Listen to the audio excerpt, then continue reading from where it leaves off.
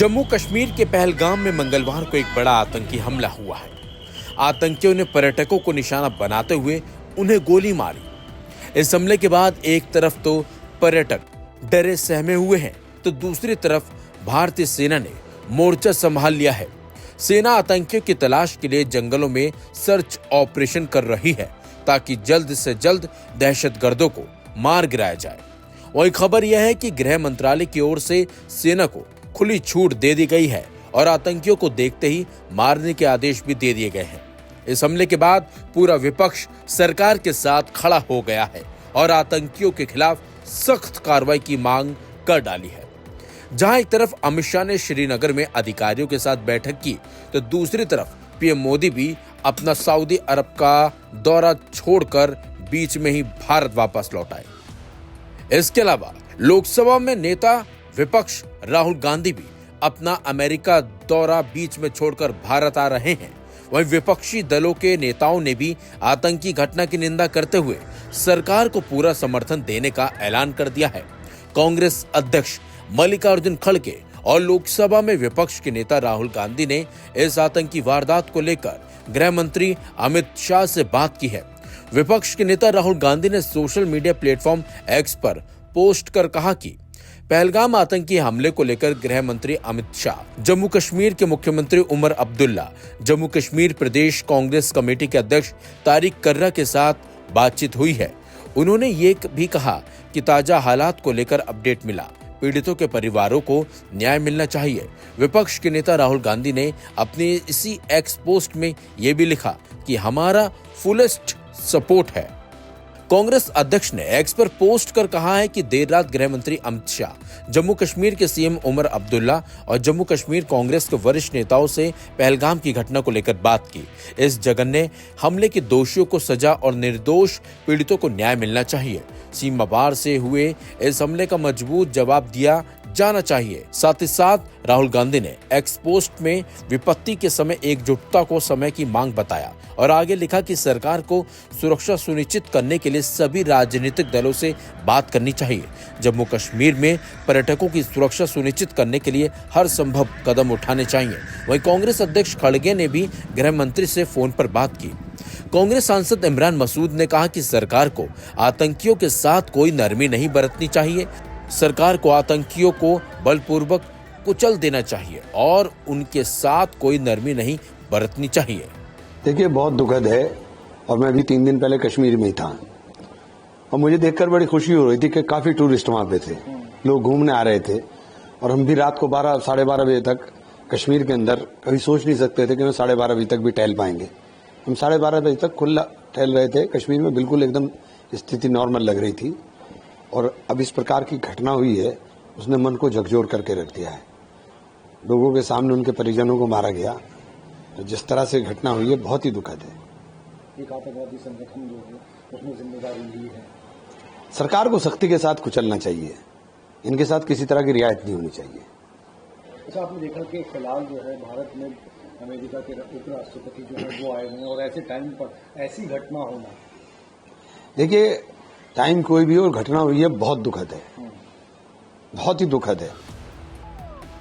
इस हमले पर कांग्रेस नेता पवन खेड़ा का भी कहना है कि आतंकियों के खिलाफ विपक्ष सरकार के साथ खड़ा है। जम्मू कश्मीर में आज एक बहुत ही कायराना हमला पर्यटकों पर हुआ। बहुत सालों में ऐसा हमला पर्यटकों पर इतना बड़ा हमला नहीं हुआ था। पहलगाम में सुनने में आया है कि 27-28 पर्यटक मारे गए हैं और कई घायल भी हुए हैं। जम्मू कश्मीर के इतिहास में इस तरह का कायराना हमला नहीं हुआ है। हम जो मृतक हैं उनके परिवारजनों को, उनके प्रियजनों को हमारी तरफ से बहुत संवेदनाएं, और जो घायल हैं वो शीघ्र स्वास्थ्य लाभ करें, ऐसी हमारी कामना है। सरकार से हमारा एक आग्रह है कि विपक्ष को आप विश्वास में लीजिए। भारत किसी से डरता नहीं है। हम मिलकर आतंक का सामना करने के लिए तैयार और सक्षम हैं। विपक्ष को आप साथ लीजिए, विश्वास में लीजिए। राष्ट्रीय रणनीति की अब आवश्यकता है कि इस तरह के कायराना हमलों से कैसे निपटा जाए। कल पहलगाम में व मीडोज में दहशतगर्दों ने, टेररिस्ट ने उस माउंटेनियस एरिया में वहां पर इनडिस्क्रिमिनेट तरीके से और मजहब पूछकर उन्होंने मासूम लोगों को वहां पर उनका कत्ल किया है। हम इसकी सख्त से सख्त अल्फाज में इसकी मजम्मत करते हैं, कंडेम करते हैं और हम उम्मीद करते हैं कि हुकूमत इन दहशतगर्दों को एक सबक सिखाएगी और साथ ही साथ हम जो लोग वहां पर जिनको कत्ल किया गया, इन टेररिस्ट ने इनको मारा है, हम उन तमाम फैमिलीज के साथ खड़े हैं और हम जो जख्मी हैं हम दुआ करते हैं कि वो जल्द से जल्द सेहतयाब हो।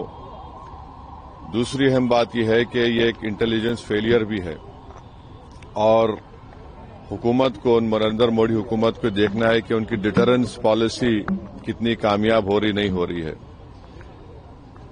चौथी बात यह है कि उरी हुआ, पुलवामा हुआ, ये उरी और पुलवामा से ज्यादा कंडेमनेबल इंसिडेंट है ये, क्योंकि जो सिविलियन लोग हैं वहां पर जाकर ये टेररिस्ट जो हमारे पड़ोसी मुल्क से जरूर आए हैं और वहां से आकर यहां पर हमारी सरजमीन पर मासूम लोगों को उनकी जान लेते हैं और बड़ा दर्दनाक वाकया है ये, बल्कि ये मैसेकर है और हम नरेंद्र मोदी हुकूमत से इस बात का डिमांड करते हैं कि वो अकाउंटेबिलिटी किसकी है फिक्स करें, डिटरेंस पॉलिसी को अपने देखें और उरी और पुलवामा से बड़ा इंसिडेंट है और उम्मीद करते हैं कि हुकूमत इन तमाम जालिमों को सबक सिखाएगी और इनको जो लोग मरे हैं उनसे इंसाफ होगा और एमआईएम पार्टी उन तमाम खानदान और परिवार के साथ खड़ी हुई है जिनकी जानें गई हैं